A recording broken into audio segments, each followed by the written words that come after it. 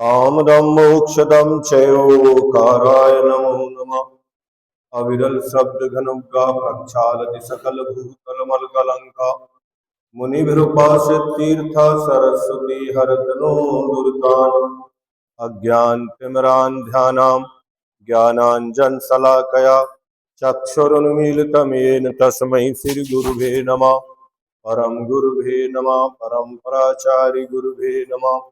सकल कलश विध्वंसकं श्रेषां परिवर्धकं धर्म संबंधकं भव्य जीव मनः प्रतिबोधकारकं दम शास्त्रं श्री तत्वार्थ सूत्र जी नामधेयम् अश्वमूल ग्रंथ कर्तारा श्री सर्वज्ञ देवः तद उत्तर ग्रंथ कर्तारा श्री गणधर देवः प्रति गणधर देवः तेषां वचनोऽनुसारमासत् आचार्य प्रवर स्वामी उमा स्वामी आचार्येण विरचितम् मंगलम भगवान वीरो मंगलम गौतमो गणी मंगलम कुंद कुंदार्यो जैन धर्मोस्तु मंगलम सर्वमंगल मांगल्यम सर्वकल्याणकारकम प्रधानां सर्वधर्माणां जैनम जयतु शासनम मोक्षमार्गस्य नेतारं भेत्तारं कर्म भूभृतां ज्ञातारं विश्वतत्त्वानां वंदे तद्गुणलब्धये। पंच परमेष्टि भगवान की जय। संत श्रोमणी आचार्य गुरुवर श्री विद्यासागर जी महामुनिराज की जय। परम पूज्य आचार्य श्री समय सागर जी महाराज की जय। तत्वार सूत्र 9वां अध्याय प्रश्न नंबर 364 सूत्र नंबर 26। व्यतसर्ग यानी कायोत्सर्ग के भेद, जो व्यतसर्ग नाम का तप है उस तप के भेद यहाँ पर कहे जा रहे हैं। वायाभ्यंतरोपध्यो तप। वायाभ्यंतरोपध्यो बाह्याभ्यंतरोपध्यो। व्यतसर्ग तप के दो भेद हैं। बाह्य उपधि व्यतसर्ग और अभ्यंतर उपधि व्यतसर्ग। व्यतसर्ग त्याग को व्यतसर्ग कहते हैं, छोड़ना, उससे निर्ममत्व होना, त्याग करना। तो किसका त्याग करना? तो बाह्य में जो आत्मा से भिन्न मकान धन धान्य आदि का त्याग करना, ये बाह्य उपधि त्याग है। और आत्मा के परिणाम जो वैभाविक परिणाम है, विभाव परिणाम है, क्रोध आदि कसाय है, मूर्छा है, ये जो होते हैं वह अभ्यंतर उपधि है। और उनका त्याग ये अभ्यंतर उपधि त्याग है। बहिरंग परिग्रह व अंतरंग परिग्रह का त्याग ही दोनों प्रकार का व्यतसर्ग तप है। कुछ समय के लिए अथवा जीवन भर के लिए शरीर से ममत्व का त्याग करना भी अभ्यंतर उपधि त्याग ही कहा जाता है, क्योंकि शरीर और आत्मा के प्रदेश उस समय एकमेक हैं, इसलिए वह उसका त्याग भी अभ्यंतर उपधि का त्याग होता है। वस्तुतः ये आकिंचन धर्म जो अपन पढ़ते हैं वही भाव यहाँ पर परिग्रह 24 भेद त्याग करें मुनिराज जी। तो अंतरंग के 14 और बहिरंग के 10 इन परिग्रहों को त्याग करना एक उपधि है। इन उपधियों का जितनी आदि व्याधि और उपाधि, तो ये दोनों ही प्रकार के बहिरंग भी और अंतरंग भी। अब जो बहिरंग आदि परिग्रह है उनका कुछ समय के लिए भी त्याग किया जाता है। जैसे सामायिक कर रहे हैं, स्वाध्याय कर रहे हैं, मंदिर में है, तो उस काल में संकल्प लिया तो जितने भी बाहर के परिग्रह आदि हैं उन सब से हमारे मूर्छा भाव का त्याग है। इसको कायोत्सर्ग भी कहते हैं। क्या? कायोत्सर्ग माने काय से जो ममत्व है उसको छोड़ देना। उस काल में किसी भी प्रकार के उपसर्ग यदि परिग्रह आते हैं तो उन्हें समता पूर्वक सहन करना और अपने मन को कहाँ लगाना, उस श्वासोच्छ्वास में लगाना। उपयोग एक काल में एक ही जगह लगता है। तो अपन 27 बार, जो 27 श्वासोच्छ्वास है उसे एक कायोत्सर्ग कहा जाता है। कितना? 27 श्वासोच्छ्वास। 9 बार नमोकार मंत्र पढ़ने को कायोत्सर्ग नहीं कहा जाता, वह एक गणना के लिए है। तो उसके द्वारा आप गिने, और वह भी जो विधि है प्रतिष्ठा पाठों में वह एक अलग विधि है और लोग अलग प्रकार से करते हैं। जैसे नमो अरहंताणम कहते हुए श्वास भरना, छोड़ते समय कुछ नहीं पढ़ना। क्या? नमो अरहंताणम, नमो सिद्धाणम इतना पढ़ो और श्वास अंदर भरो। फिर नमो आयरियाणम, नमो वज्रायाणम बोलते हुए दोबारा भरो, छोड़ते हुए कुछ नहीं पढ़ना। फिर नमो लोय शब्द सावरम तीसरी बार लो और छोड़ते समय कुछ नहीं बोलना। कई जगह ये भी लिखा है कि नमो अरहंताणम में लेना, नमो सिद्धाणम में छोड़ना। फिर नमो आयरियाणम में लेना, नमो वज्रायणम में छोड़ना। फिर नमो लोय शब्द साहुणम लेना और फिर शब्द साहुणम में छोड़ना। ऐसी भी विधि है। लेकिन अभी जैसेन प्रतिष्ठा पाठ में अभी महाराज जी ने, विमल सागर जी ने उसकी ओर सबका ध्यान आकर्षित कराया कि मात्र आपको श्वास लेते समय ही नमोकार मंत्र पढ़ना है। 2 पद पढ़ेंगे, नमो अरहंताणम, नमो सिद्धाणम, फिर आप लीजिए। छोड़ते समय कुछ नहीं, आप छोड़ दीजिए।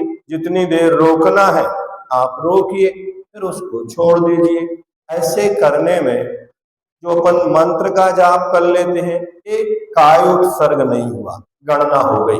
9 बार नमोकार मंत्र हमने पढ़ लिया, वो गिनती के लिए था। जहां भी प्रायश्चित आदि के लिए लिखे 27 श्वासोच्छ्वास, अथवा 4 कायोत्सर्ग करते हैं वहां 100 श्वासोच्छ्वास। जहां 1 माला करते हैं वहां 300 श्वासोच्छ्वास, ऐसा लिखा। 500 श्वासोच्छ्वास मूलाचार भगवती आराधना में भी यही सब लिखा है। तो जिस समय हम श्वास लेंगे और छोड़ेंगे तो उस समय हमारा उपयोग मात्र श्वासोच्छ्वास पर ही होगा। तो शरीर में किसी भी प्रकार की कोई आदि व्याधि है या बहिरंग में कोई परिग्रह आदि है, उनकी ओर उपयोग अपने आप ही नहीं जाएगा। फिर धीरे धीरे उसको बढ़ाना। पहले साधना करो कि 27 बार इस प्रकार होने लगे। जब 27 बार हो जाए तो 100 बार पर पहुंच जाओ। क्या करो? तो 4 कायोत्सर्ग जहाँ करते हैं वहां भी श्वासोच्छ्वास से करो। फिर और बढ़ाना है तो 1 माला भी इस प्रकार से करो। तो वो कोई 10-5 मिनट में नहीं होगी, वो 1-8 घंटे का समय, मतलब एक सामायिक आपकी बड़े आराम से ऐसा करने में हो जाएगी।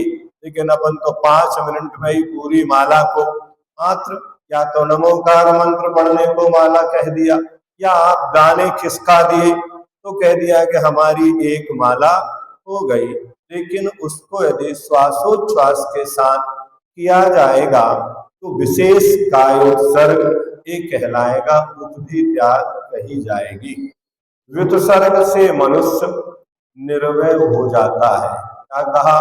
व्युत्सर्ग से क्या होता है? मनुष्य निर्भय हो जाता है, हल्कापन अनुभव करता है। वह जीवन की तृष्णा फिर उसे नहीं सताती है। किसी भी प्रकार की विषयों की इच्छा भी उसकी समाप्त हो जाती है। अन्य दर्शनों में इनको कहा जाता है कि जो चक्र है वो चक्र जागृत हो जाते हैं, अथवा कुंडलिनी जागृत हो जाती है। ये सब इसी के साधन होते, मतलब अपने आप ही अपने को इतना हल्कापन लगता है तो चारों ओर एक ऐसा आभा मंडल बन जाता है कि जो अन्य जीव है त्रियंचादि, वे भी आपसे आकर्षित होकर वहां चारों ओर बैठ जाते हैं घेरा में। फिर उन्हें कोई भय नहीं रहता, बल्कि उन्हें आपसे तो भय है ही नहीं, दूसरे जीवों से भी उनका भी भय समाप्त हो जाता है। आपका तो भय समाप्त हो गया तो कोई भय नहीं रहता है, जीवन की तृष्णा नहीं होती है, और हल्कापन ऐसा लगता है। जैसे आप कभी कभी सामान्य से कहें, नहाने के पहले और नहाने के बाद आपको कैसा होता है, थोड़ी देर के लिए, अथवा ध्यान में बैठे और ध्यान से उठे तो उस समय बहुत सारे विकल्प नहीं होने से हमें बहुत अच्छी फीलिंग आती है। इस कायोत्सर्ग में भी बहुत अच्छा महसूस होता है, हल्कापन अनुभव करता है, वह जीवन की तृष्णा फिर उसे नहीं सताती है। प्रश्न है, व्युत्सर्ग प्रायश्चित तप में भी तो आ चुका है, फिर यहाँ पृथक व्युत्सर्ग तप क्यों कहा, वहां भी आ चुका था। प्रायश्चित में व्युत्सर्ग किसी अतिचार दोष की निवृत्ति मात्र के लिए, और यहाँ इस तप का अभिप्राय परिग्रह त्याग, भय की निवृत्ति, और विशेष रूप से शरीर से ममत्व त्याग का है। कायोत्सर्ग का सीधा अर्थ एक ही है कि काय से ममत्व का त्याग हो जाना। सबसे ज्यादा ममत्व होता है तो शरीर से ही होता है, बाकी सब तो परिग्रह अपन जहाँ वहीं छोड़ देते हैं, लेकिन उस काया में तो हम स्वयं स्थित हैं।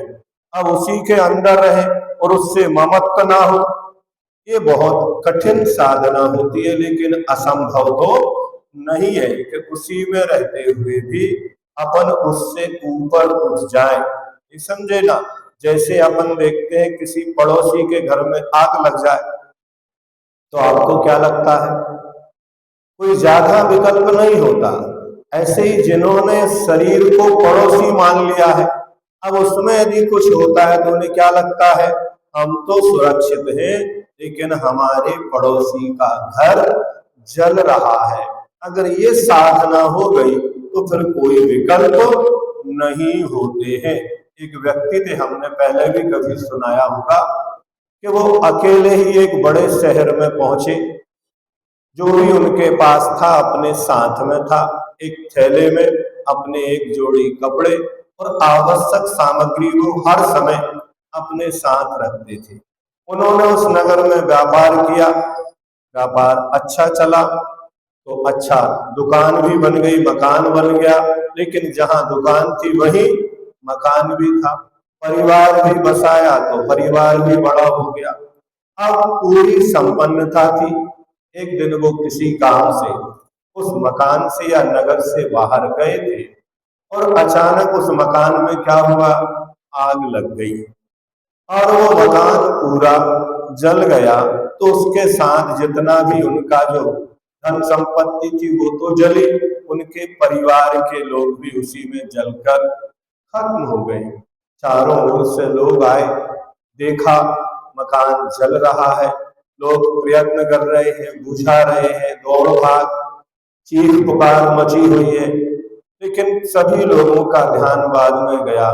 एक व्यक्ति शांति से एक स्थान पर बैठा हुआ उस दृश्य को देख रहा है। जो नहीं जानते थे उन्हें तो कोई आश्चर्य नहीं, लेकिन कुछ लोग ऐसे आए, उस व्यक्ति को जानते थे, उनसे पूछा, आप यहाँ इतने आराम से बैठे और आपका तो पूरा मकान, धन संपत्ति, परिवार सब सुहा हो गया। बोले, अब तो सुहा हो ही गया, अब मेरे विकल्प करने से वो मकान दोबारा तो तैयार नहीं हो सकता और वो व्यक्ति पुनः जीवित भी नहीं हो सकते। और दूसरा, जब मैं इस नगर में आया था वैसा ही अभी भी मेरे पास उतना सब कुछ है, तो हम इस दुनिया में आए और दुनिया में जाएंगे तो अपने पास अपना जो होता है वो साथ लेकर आते हैं और जो अपना होता है उसे साथ लेकर जाते हैं। अगर ये साधना हो जाए, ना मकान के जलने में कोई विकल्प होता है, न संसार या शरीर के जलने में भी कोई विकल्प, क्योंकि शरीर भी हमें इसी पर्याय में यही मिला है और इसी पर्याय में यही छूटेगा। ये शरीर भी परलोक में साथ नहीं जाता है।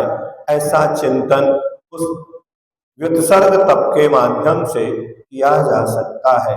आशंका पुनः 5 महाव्रतों में परिग्रह त्याग का उपदेश, 10 धर्मों में त्याग धर्म का उपदेश, 9 प्रकार के प्रायश्चित में व्युत्सर्ग प्रायश्चित का, फिर पुनः व्युत्सर्ग तप का कथन करने से पुनरोक्ति दोष आता है। आप बार बार एक ही बात को कहे जा रहे हैं। पहले भी कह दिया महाव्रतों में, फिर कह दिया 10 धर्मों में, फिर प्रायश्चित में कह दिया, तो आप इसके ही पीछे क्यों पड़े हैं?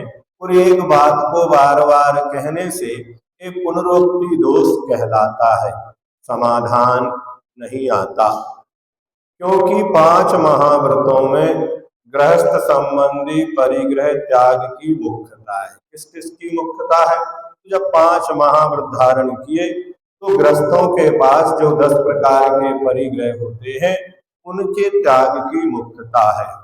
त्याग धर्म में आहार आदि विषय आसक्ति के कम करने की मुख्यता है। क्या आहार तो कर रहा है, लेकिन उस आहार में जो आसक्ति थी उस आसक्ति को कम किया जाता है। किसमें? त्याग धर्म के अंदर।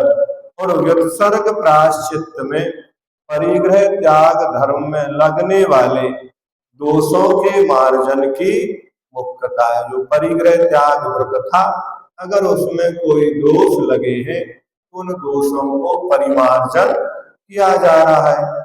और व्युत्सर्ग तप में बसतिका आदि वाह, मनोविकार व शरीर आदि अभ्यंतर उपधि में आसक्ति के त्याग की मुख्यता है। वसति क्या? अब घर का तो त्याग हो गया, लेकिन जिस संत निवास में रहते हैं उसमें भी कोई आसक्ति ना हो, वह भी मेरा नहीं है। और जिस शरीर में रहते हैं, बसतिका के बाद क्या, भले उससे भी बाहर आ गए, मान लो जंगल में है तो वहां तो कोई बसतिका नहीं है, नदी किनारे है, पर्वत पर है, तो हम जिस शरीर में रह रहे हैं उस शरीर से भी आसक्ति का त्याग कर देना। उस शरीर के निमित्त भी कोई आरंभ परिग्रह नहीं जोड़ना, उस शरीर के रक्षा का भाव भी नहीं करना। उसका जैसा परिणमन हो उसे देखते जानते तो है, लेकिन फिर भी उसमें कोई प्रकार का ममत्व भाव आर्त रौद्र परिणाम नहीं करना। मुख्यता क्या है? इन सब निमित्तों को लेकर आर्त रौद्र परिणाम होते हैं। आगे ध्यान का वर्णन इससे लगा हुआ ही है। ये भूमिका के रूप में इसीलिए ध्यान की सिद्धि तभी होगी जब इतनी सारी भूमिकाएं उसकी तैयार हो जाएंगी, तो फिर आगे अच्छे से ध्यान कर सकता है। अब मान लो सीधा ये तो कुछ पढ़ा नहीं और सीधे लिए और ध्यान करने बैठ गए, फिर शिकायत करते हमारा मन ध्यान में लगता नहीं है। ध्यान में मन लगेगा भी नहीं। तुम चूंकि सीधे ध्यान पर ही पहुंच गए, उसके जो अन्य साधन थे वो सारे के सारे क्रम था, उन क्रमों को आपने जाना ही नहीं। उस क्रम से यदि आप आते तो फिर आपका मन ध्यान में बहुत अच्छे से लगता। फिर आर्त रौद्र परिणाम आपके नहीं होते। ध्यान करने तो बैठते हैं, लेकिन होता आर्त रौद्र ध्यान। क्यों? क्योंकि उनका संकल्प ही सही नहीं है। खोटा संकल्प लेके बैठे हैं। इष्ट का वियोग, अनिष्ट का संयोग, पीड़ा चिंतन, निदान बंद। अगर 3 नहीं भी है तो निदान बंद तो चल ही रहा है। उस ध्यान के माध्यम से वो उपलब्धि चाहता है। इस भाव में नहीं मिले तो परभव में सुख मिल जाए, और यदि सुख नहीं मिलता है, उसकी कोई सिद्धियां नहीं होती है, तो उस ध्यान के प्रति भी उनका श्रद्धा समाप्त हो जाता है और छोड़कर बाहर आ जाते हैं। इसलिए ये सारी की सारी जो भूमिका है किसकी होगी? एक दूसरे से लगे हैं। पहले प्रायश्चित, फिर विनय, फिर वैयाव्रत, फिर स्वाध्याय, फिर वितुसर्ग, फिर 6वें नंबर पर किसको रखा है? ध्यान नाम के तप को रखा है। अब ना तो कोई प्रायश्चित है, ना विनय है, ना वैयाव्रत है, ना स्वाध्याय है।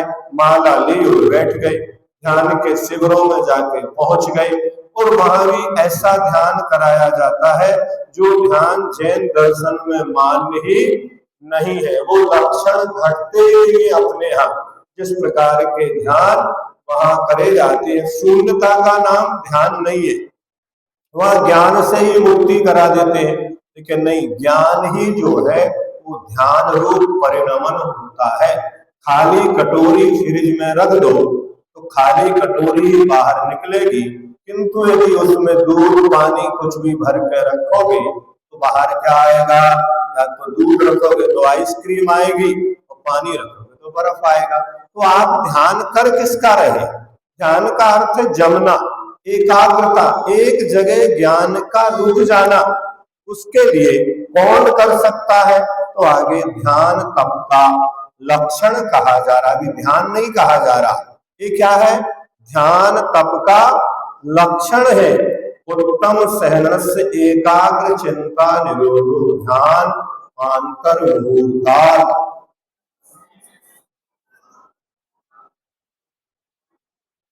उत्तम सहनस्य एकाग्र चिंता निरोधो ध्यान अंतर्मुहूर्तात्।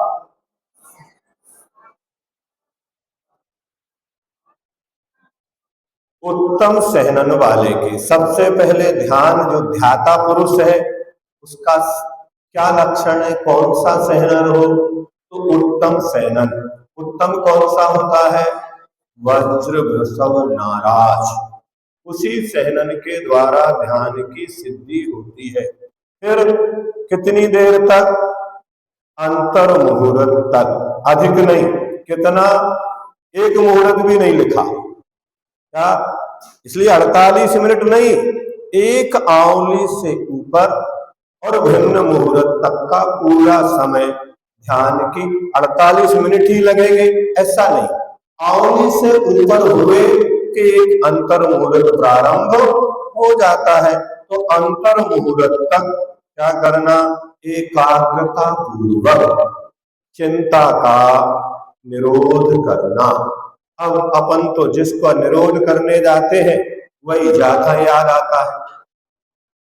अब सिर में दर्द होने लगता है, क्यों होता है? क्योंकि हमारे पास सहनन का अभाव है।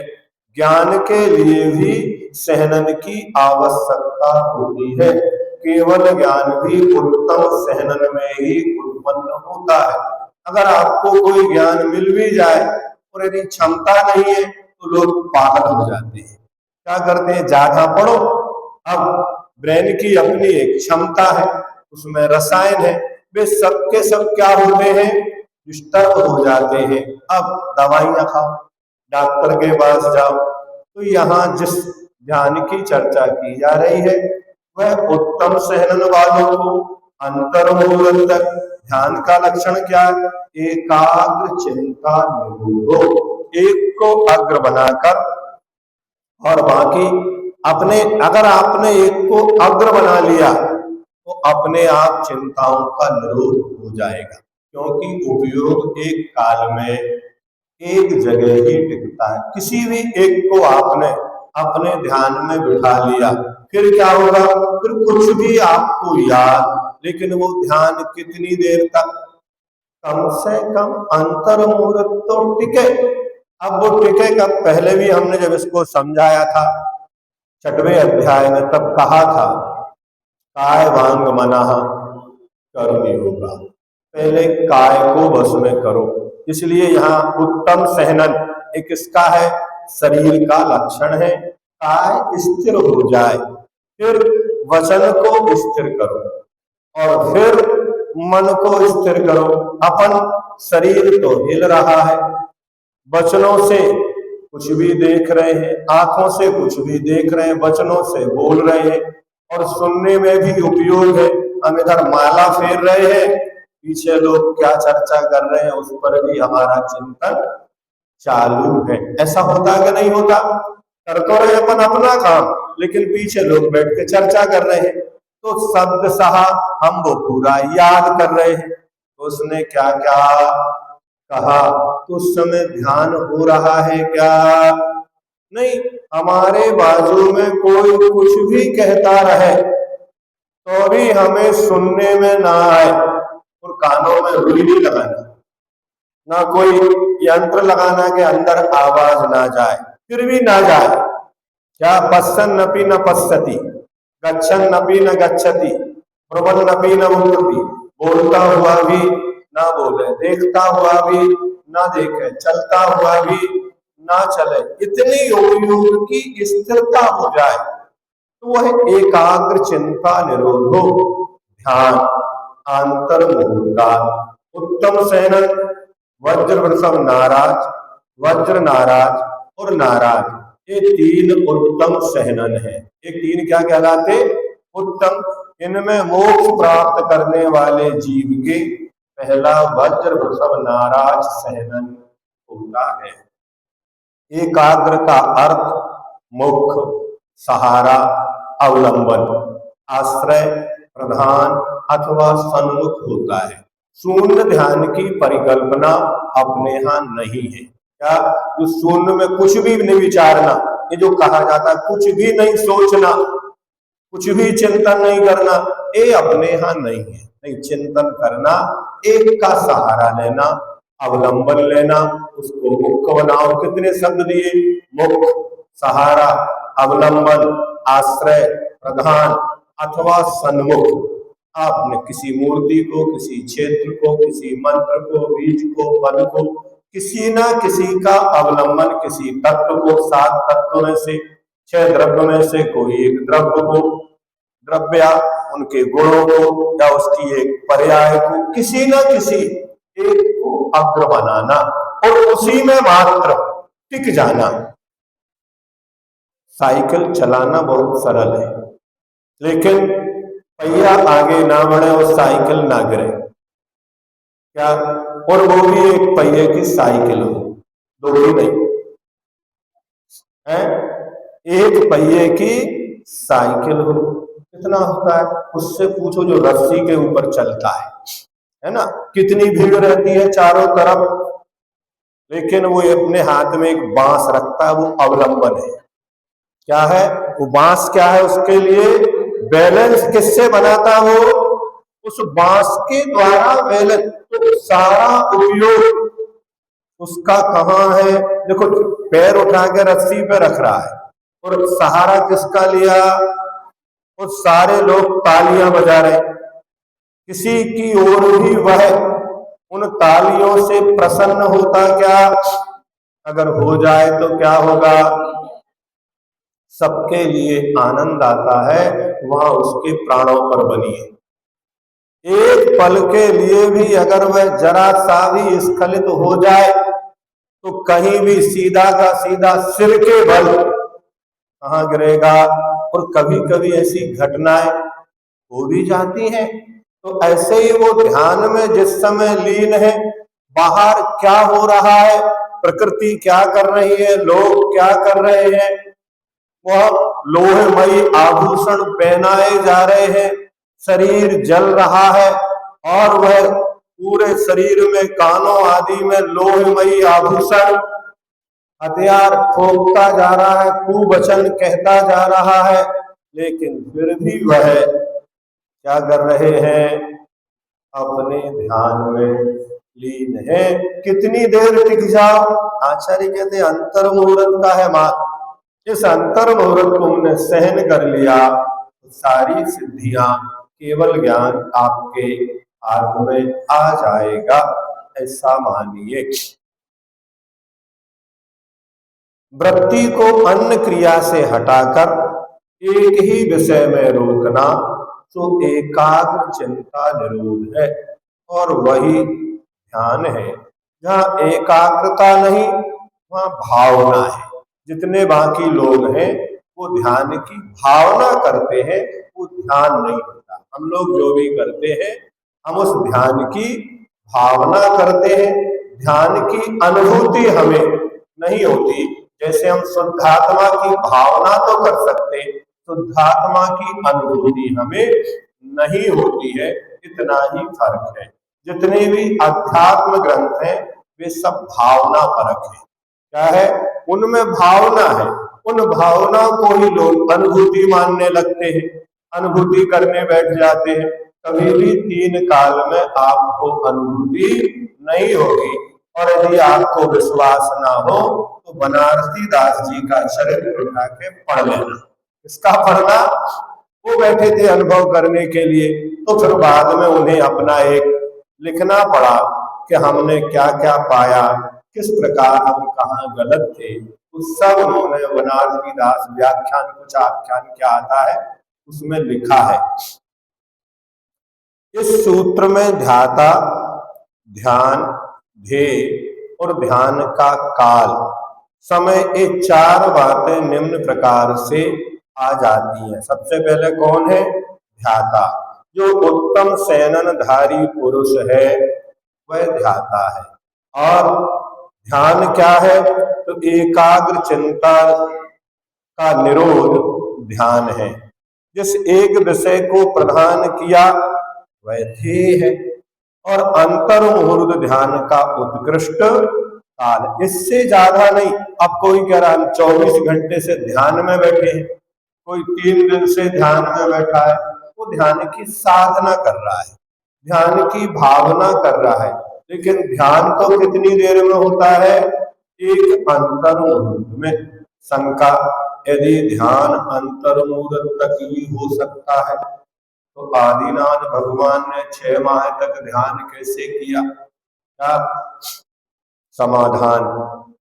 ध्यान की संतान को भी ध्यान कहते हैं। अतः एक विषय में लगातार ध्यान तो अंतर मुहूर्त तक ही होता है। उसके बाद ध्येय बदल जाता है और ध्यान की संतान यानी भावना वो चलती रहती है। इस सूत्र में प्रशस्त ध्यान की प्रधानता से कथन है।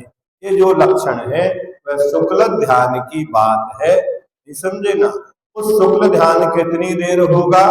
तो अंतर मुहूर्त, जो कि शपथ श्रेणी आदि या उपसम श्रेणी आदि में पाया जाता है, उसकी चर्चा है। क्योंकि ध्यान तो इस सूत्र में प्रशस्त ध्यान की प्रधानता से कथन है, क्योंकि ध्यान तो सभी संसारी हीन सेनन वालों के भी होता है। आपने उत्तम सेनन कहा है, तो क्या हीन सेनन वालों को नहीं होता? उन्हें भी होता है। पर यहाँ उपसम श्रेणी या छपक श्रेणी पर चढ़ने की पात्रता रखने वाले जीव के ध्यान की अपेक्षा से वर्णन किया है। इसलिए 2 सेनन वाले जो है वे उपसम श्रेणी 11वें स्थान में उनकी उदय विच्युति बताई गई है ना। हीन सेनन वालों के भी धर्म ध्यान हो सकता है, पर जघन्य मुहूर्त काल तक होगा, जघन्य अंतर मुहूर्त काल तक ही होगा। उत्कृष्ट अंतर मुहूर्त काल तक जघन्य सेनन वालों का ध्यान नहीं होगा। ध्यान एक का मुख्य चिंतन हो पर अन्य चिंता रुके। क्या कहा? ध्यान एक का तो मुख्य चिंतन हो, ढूंढारी में लिखा मोक्ष मार्ग प्रकाशक में टोडरमल जी यहाँ लिखते हैं कि ध्यान एक का मुख्य चिंतन हो पर अन्य चिंता रुके। 2 ही तरफ नहीं, इस नाव में भी बैठ जाए और इस नाव में भी बैठ जाए, तो ऐसा संभव नहीं है। ता का नाम ध्यान है। सो सर्व चिंता रुकने का नाम ध्यान होए तो अचेतन पना हो जाए। क्या कहा? सारी चिंता मतलब एक को भी अपन विषय ना बनाए, शून्य का ध्यान हो कि मात्र एक को भी हमने आग्रह नहीं किया, ऐसा ध्यान हो तो क्या होगा? ये आत्मा ही अचेतन हो जाए। बहुरी ऐसी भी विवक्षा है जो संतान अपेक्षा नाना श्रेय का भी जानना हो। श्रेय की जगह यहाँ ध्येय होना चाहिए, नाना ध्येय का भी जानना हो, परंतु यावत भीतरागता रहे रागादिक कर आप उपयोग को भ्रमावे नाही, तावत निर्विकल्प दशा कहिए है। जब तक वह रागादि नहीं करता है, वहां उपयोग नहीं भटकता है, तो निर्विकल्प है। और जैसे ही आया उपयोग दूसरी तरफ, वो विकल्प हो गया। इतना ही उसको जानो। तो इसमें 4 बातों का वर्णन हुआ, ध्याता, ध्यान, ध्येय और ध्यान का काल। अब ध्यान के भेद कितने हैं? तो आर्त, रौद्र, धर्म, शुक्लानी। आर्त, रौद्र, धर्म, शुक्लानी। ध्यान के 4 भेद होते हैं, आर्त ध्यान, रौद्र ध्यान, धर्म ध्यान और शुक्ल ध्यान। विशेष आर्त माने आरती नाम दुख को कहते हैं। इसको जो दुख है, दुखानुभवन में चिंता का रुकना, लगना, ये क्या है? आर्त मतलब पूरा का पूरा उपयोग उसी पीड़ा में लग जाए, अन्य कोई समझ में ही ना आए। नहीं समझे? एक बालक था, अब स्कूल गया, लेकिन घर में भोजन की व्यवस्था नहीं हुई, तो भूखे चला गया। अच्छा विद्यार्थी था, पढ़ने वाला था, लेकिन अब ज्यादा जब भूख लगे तो क्या दिखता है? जैसे उस कथा में पढ़ते अपन कि माला तो पढ़ रहे लेकिन पानी दिख रहा, तो मरण करके क्या हुए? पानी में जाके मेंढक हो गए। ध्यान तो चलता रहा, लेकिन कौन सा चला? आर्त ध्यान, वो प्यास की पीड़ा। ऐसे ही उस बालक को सब कुछ याद था। अब वहां शिक्षक पढ़ा रहे, कोई पहाड़ा, उससे कहा 2 का पहाड़ा सुनाओ, उसने सुनाया 2 और 2 4 रोटी। क्या कहा उसने? 2 और 2 4 रोटी। 2 दिया, 2 चक्को। उसने कहा कोई बात नहीं है। बालक को बुलाया शिक्षक ने और कहा वो भोजन रखा है, पहले भोजन करके आओ फिर सुनाना। क्या? पहले अच्छे से भोजन करो फिर आप सुनाना, क्योंकि जब तक भोजन नहीं करेंगे, भोजन भजन भूकरी करत भजन में भंग, इनको टुकड़ा डाल दो फिर भजो निस्संग। ये अपने भजन में जो व्यवधान डालते हैं, इसलिए अपन पहले कहते अच्छे से भोजन करो फिर बाद में करो, क्योंकि वो भी आवश्यक है। फिर धर्म ध्यान नहीं होगा, क्या होगा? इसीलिए भगवान आदिनाथ ने युग की आदि में, उनके पास उत्तम सहनन था, लेकिन उन्होंने देखा कि हम भले ही आहार को ना उठे तो भी केवल ज्ञान प्राप्त कर सकते हैं, लेकिन साथ में ये 4000 भोजन के अभाव में ही क्या हो गए? च्युत हो गए। तब उन्होंने आहार चर्या करके दिखाई सभी के लिए कि मुनि की चर्या में आहार चर्या भी अनिवार्य है, तभी ध्यान की सिद्धि होगी। जितने भी तीर्थंकर हैं उन सब ने एक भले एक आहार किया हो, लेकिन आहार किया है। मल्लीनाथ भगवान तो कितने दिन में? 6 दिन में ही केवल ज्ञान हो गया, लेकिन आहार को उठे थे। जब आदिनाथ 6 महीने का कर सकते हैं तो 6 दिन पर उपवास कर लेते, केवल ज्ञान हो जाता। नहीं, तीर्थंकरों को धर्म तीर्थ की प्रवृत्ति करना है, तो वो सारी क्रियाएं वो करेंगे, आहार को निकलेंगे। ये तो हुंडा सर्वणी की देन है कि 5 तीर्थंकर बाल ब्रह्मचारी थे, अन्यथा तीर्थंकर कभी बाल ब्रह्मचारी नहीं होते हैं। वो धर्म, अर्थ, काम और मोक्ष चारों पुरुषार्थों की शिक्षा संसार के जीवों को देकर जाते हैं। तो यहाँ पर आरती नाम दुख का है। दुखानुभवन में चिंता का रुकना, लगना, ये क्या है? अपन भूल ही नहीं पाते। मान लो किसी का वियोग हो जाता है तो व्यक्ति अपन कुछ भी करे, कुछ काल तक वो हर पल अपने सामने उपयोग में बना रहता है। आचार्य कहते काले न पच्यति, उस घाव को मात्र समय भरता है, कोई अन्य साधन उसको उपयोग को परिवर्तित नहीं करा पाते। रौद्र, रुद्र का अर्थ निर्दयता, क्रूरता है। ऐसे खोटे परिणामों के निमित्त से जो होता है वह रौद्र ध्यान है। इनके भेद आगे बताए जाएंगे। आर्त ध्यान के भेद कौन कौन से, लक्षण क्या है, ये अभी लक्षण मात्र यहाँ पर सामान्य से बता रहे। धर्म, शुभ राग और सदाचरण का पोषक, व अरहंत आदि के स्वरूप में चिंतन का रुकना, ये क्या है? ये धर्म ध्यान है। ये शुभ राग रूप होता है, इस सदाचरण की पुष्टि करता है। अब कोई यही रह के चाहे कि हमें शुक्ल ध्यान हो जाए, भूमिका के अनुसार ही होता है। हम सब भले वो छठे सातवें गुणस्थान वर्ती मुनिराज भी हैं, तो ही उनको धर्म ध्यान ही कहा है, शुक्ल ध्यान नहीं कहा। शुक्ल ध्यान कहो, शुद्धोपयोग कहो, वीतराग सम्यक दर्शन कहो, निर्विकल्प समाधि कहो, आत्मानुभूति कहो, ये सभी एक पर्यायवाची नाम है। और शुभ राग कहो, धर्म ध्यान कहो, शुभोपयोग कहो, ये सराग सम्यक दर्शन आदि कहो, ये सब एकार्थवाची शब्द है। तो हम सबको भूमिका के अनुसार धर्म ध्यान ही होता है, और शुद्ध धर्म ध्यान सातवें गुणस्थान में होता है। कहाँ होता है? ना वहाँ आर्त ध्यान होता है, ना वहाँ गौत्र ध्यान होता है, ना वहाँ शुक्ल ध्यान होता है। सातवें गुणस्थान में भी शुक्ल ध्यान नहीं है, वहां मात्र क्या है? एक धर्म ध्यान है। तो सच्चे धर्म ध्यानी कोई यदि होते हैं तो सप्तम गुणस्थान वर्ती मुनि महाराज ही होते हैं। छठे में भी आर्त ध्यान होता है। क्या छठे गुणस्थान में भी क्या होता है?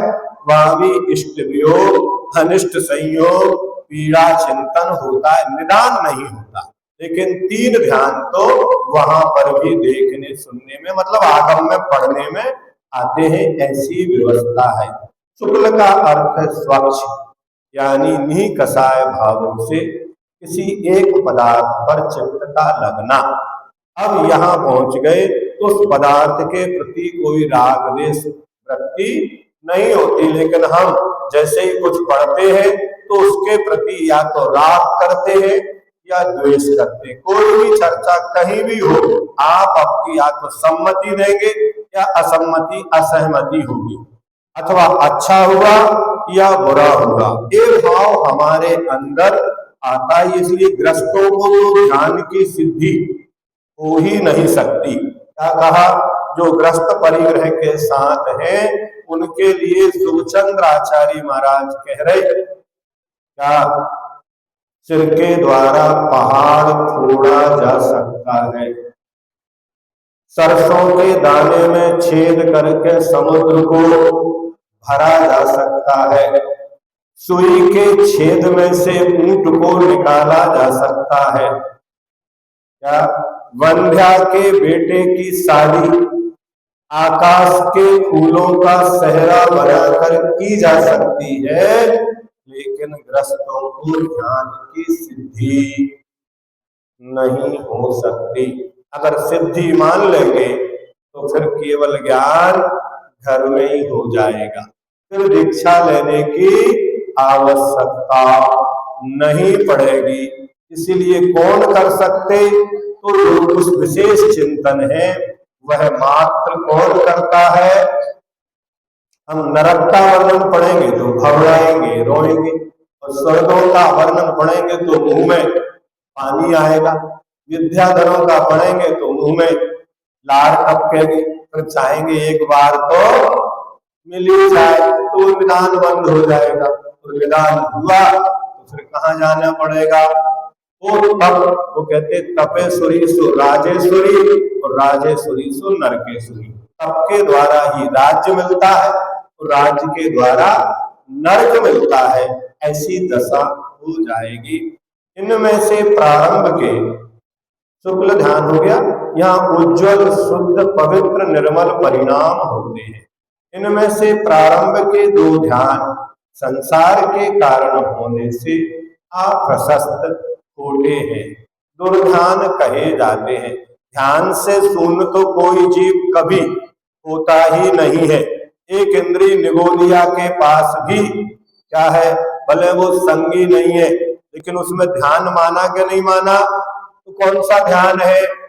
आर्तरोग ध्यान है, उसे भी पीड़ा हो रही है, कष्ट हो रहा है, तो उसका उपयोग भी आर्तरोग होता है। तो वह ध्यान से शून्य तो कोई जीव संसार में रहने वाला होता ही नहीं है, लेकिन सिद्धों में कोई ध्यान नहीं होता। 13वें गुण स्थान में भी जीवन भर वो केवली बने बैठे रहते, उन्हें और कोई ध्यान अंतिम समय में जब होता है तब जाके उनके लिए 3 जो 4 घातिया कर्म बचे हैं उनको नष्ट करने के लिए किया जाता है, ऐसा जानिए। पहला शुक्ल ध्यान कहाँ होता है? तो 8वें से लेकर 12वें गुण स्थान तक, और दूसरा 12वें गुण स्थान में, तीसरा 13वें गुण स्थान के अंत में जिसके द्वारा केवली समुद्धार किया जाता है, और चौथा शुक्ल ध्यान 14वें गुण स्थान में होता है। इसके अलावा कोई व्यवस्था नहीं है। कोई बोनस एक देश मिल जाए, आंशिक मिल जाए, थोड़ा सा दे दो, तो कहीं भी कोई छूट आचार्यों ने नहीं रखी। शेष 2 ध्यान शुभ है, धर्मरूप है, और उनके द्वारा कर्मों का नाश होता है। धर्म और शुक्ल ध्यान का फल क्या है? तो परे मोक्ष हेतु, परे मोक्ष हेतु, तो अपरे संसार हेतु। क्या? परे मोक्ष हेतु तो अपरे संसार हेतु। जैसे सम्यक दर्शन ज्ञान चारित्राणी मोक्ष मार्ग, तो मिथ्या दर्शन ज्ञान चारित्राणी संसार मार्ग। हाँ, ये लगाना पड़ेगा, दोनों पक्ष हैं। परे मोक्ष हेतु यानी आगे के 2 ध्यान मोक्ष के हेतु है, अंत के 2 ध्यान अर्थात धर्म और शुक्ल ध्यान। बहुत अच्छी चीज लिखी, धर्म ध्यान भी मोक्ष का हेतु है। धर्म ध्यान पूर्वकी शुक्ल ध्यान होता है। अब जो लोग शुक्ल ध्यान तो मिला नहीं और धर्म ध्यान छोड़ना चाहते हैं क्योंकि वो शुभोपयोग है, शुभ लाभ है, वंद का हेतु है, नहीं भुक्ति मुक्ति दाता, भगवान की भक्ति भी मुक्ति का कारण होती है। तो धर्म ध्यान भी मोक्ष का सारा काम तो धर्म ध्यान से ही होता है। क्या कहा? श्रेय मिलता है उनको। ध्यान रखो, युद्ध सेना लड़ती है और सम्मान सेनापति का होता है। क्या हमने युद्ध जीते? कोई राजा लोग युद्ध नहीं लड़ते। कहा जाता है भरत चक्रवर्ती 6 खंड की विजय करके आए, गए नहीं 6 खंडों में। क्या गए नहीं 6 खंड में? गए बीच के खंड में जाके बैठ गए, सेनापति गया इधर के मुल्क खंड में, उधर के मुल्क खंड में। और कहलाता कौन है? चक्रवर्ती ने 6 खंड विजय प्राप्त की। कहाँ की? तो गए ही नहीं। उठा के पढ़ना जाता है क्या? नहीं जाता। कौन जाता है? इसीलिए जय कुमार का नाम मेघेश्वर पड़ा, वो 6 खंड में गए, वो थे। ऐसे ये धर्म ध्यान जय कुमार मेघेश्वर की तरह है और शुक्ल ध्यान भरत चक्रवर्ती की तरह है। तो श्रेय किसको मिलेगा? उसी को मिलेगा। सारे के सारे मिथ्याकारी प्रकृतियां जिन सबकी बंध विच्छुद्धि उदय विच्छुद्धि कहाँ होती? ये सब पाप प्रकृतियां संबर कहाँ होते? वहां तो बनी बनाई मिल गई। हाँ, बुलाया किसी नेता को, साथ बटन चालू कर दो, उनने बटन चालू कर दिया, केवल ज्ञान हो गया, मशीन चलने लगी। मेहनत कौन ने की? ये वर्षों तक 1000 साल तक भगवान आदिनाथ ने किस ध्यान के साथ साधना की? बोलो, किसके साथ की? धर्म ध्यान के साथ। अब वो कुछ भी नहीं है, नहीं ये संभव ही नहीं है। आप तो ऐसा कर रहे हैं, ऊपर की डाल पकड़ी नहीं और नीचे की सीढ़ी छोड़ दी, तो कहाँ जाके गिरोगे? जमीन में जाके। क्योंकि अगर धर्म ध्यान नहीं होगा तो नियम से आत्म ध्यान तो होगा ही होगा। अगर शुभोपयोग नहीं होगा तो अशुभोपयोग तो होगा ही होगा। कोई भी उसे रोकने वाला नहीं पाया जाता। तो अंत के 2 ध्यान अर्थात धर्म और शुक्ल ध्यान मोक्ष के कारण है। धर्म ध्यान परंपरा से और शुक्ल ध्यान साक्षात मोक्ष का कारण है। और साक्षात मोक्ष का कारण तो चतुर्थ शुक्ल ध्यान ही है। 14वें गुण स्थान में जो होता है वही साक्षात मोक्ष का कारण है। ये बाकी तीन ध्यान अलग अलग, कोई घातिया कर्मों के नाश में कारण है, कोई अघातिया कर्मों के नाश में कारण है, कोई समुद्घात के लिए कारण है, कोई मोहिनी को नष्ट करने में कारण है। साक्षात मोक्ष का कारण कोई है तो चतुर्थ शुक्ल ध्यान है, उसी के द्वारा अभी भी बहुत बची है। 72 प्रकृतियों को नष्ट करते हैं उसके द्वारा। कितनी? 72 प्रकृतियों को नष्ट किसके द्वारा करते हैं? उसके द्वारा। इससे अपने आप अर्थ निकला, शुरू के दो ध्यान आर्त और रौद्र ध्यान संसार के अपरे संसार हेतु, धर्म ध्यान प्रमत्त संयत और अप्रमत्त संयत के पूर्ण रूप से, संयता संयत के एक देश रूप से होता है, और असंयत सम्यक दृष्टि के धर्म ध्यान की मात्र क्या लिखी है? योग्यता रहती है। शुक्ल ध्यान का तो आजकल अभाव ही है। आर्त ध्यान के 4 भेद हैं।